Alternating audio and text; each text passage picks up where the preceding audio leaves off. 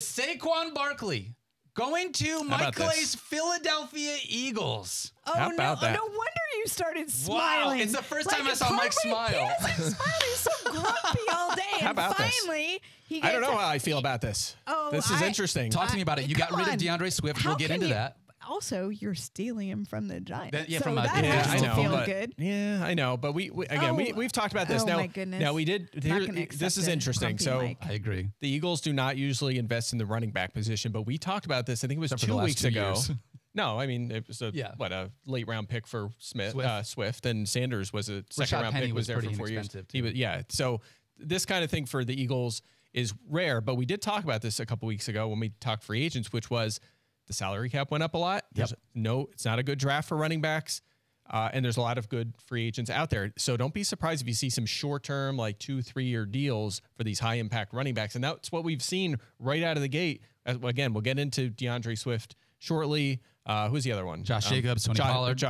Tony Pollard, Jacobs, and now Barkley to the Eagles. So I'm kind of, if the Eagles were ever going to pounce on a guy like this, what was the this would be the time. 3 for 37, which is not bad. Not bad. And what's interesting about this one, and another reason I thought Barkley would be a fit, this was bothering me all last year, going all the way to the trade deadline, which was skill position depth, pass catching depth for the Eagles.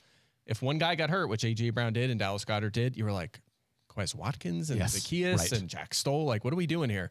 Barkley can catch the ball. He can catch 80 footballs for sure. Yes. So that's huge for Philly. So now you're going to have A.J. Brown, Devontae Smith. You're going to have Barkley as an option in the passing game. And, of course, Dallas Goedert back as well. And there's no more Jason Kelsey. They need someone to do something else at the goal line. That's true. They can't do the tush That's true. push. Is he going to play center on those plays? Well, but Saquon Barkley as a power runner near the goal line is something that they haven't. But that's a good point, though. Figure that's out going which to cost one of them some touchdowns. Yeah, Jalen Hurts. Well, the tush push will cost him some touchdowns. But you got to also figure that in that situation, right? Like it seems like that could maybe save a little wear and tear on Jalen Hurts' body. Do you also have a running back like Saquon Barkley that you could use at the goal line? I don't know if they're going to. Didn't feel like they used a lot of running backs. You think they're going to stick with what they're doing? Unless Kelsey really was the linchpin and he him was being the guy. out, it kills it. Unless that's the case, then no. I think let me ask you this question then. You had Saquon Barkley heading into this. Again, so many things have changed within like the last 45 minutes.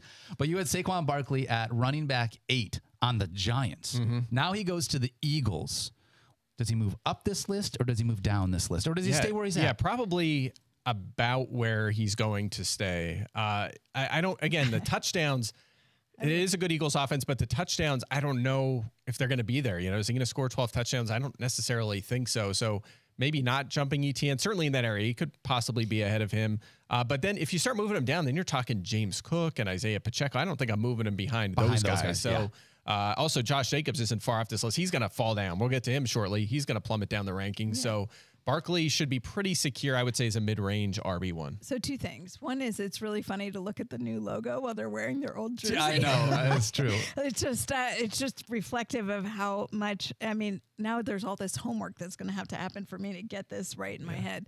But Saquon Barkley was like the offensive weapon for New York. Oh, yeah. He's coming into obviously such a different scenario that I understand why it's hard to feel as excited for fantasy purposes because he was it. He was the target. So I don't like. But that was an unsustainable workload long term because of how few pieces they had. 1,000% correct. But if you look at what his production was last year, minus the weeks that he was out because he was injured.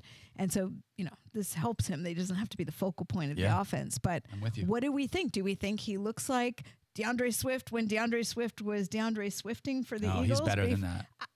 But I meant in terms of volume. Like, there were a couple games where that was the play. And that, DeAndre Swift then disappeared. Yeah, are we still going to get Boston Scott games with Saquon Barkley? No, we didn't get them last year. That's gone. But to your point, DeAndre Swift last year, 5th in rushing yards, 268 touches last year. You'd expect Barkley to beat those numbers. Yeah, I would say. So, yikes. Yeah, I mean, it's fine. I don't know if his value changes a lot, but he's certainly going to be really busy in this offense. And his efficiency has been good for a couple of years, but now you're going to work behind, even without Kelsey, a really, really good Eagles offensive line. Obviously, they had some youngsters waiting in the wings at center with Juergens, so I think they'll be fine up front. Also, by the way, Penn State product.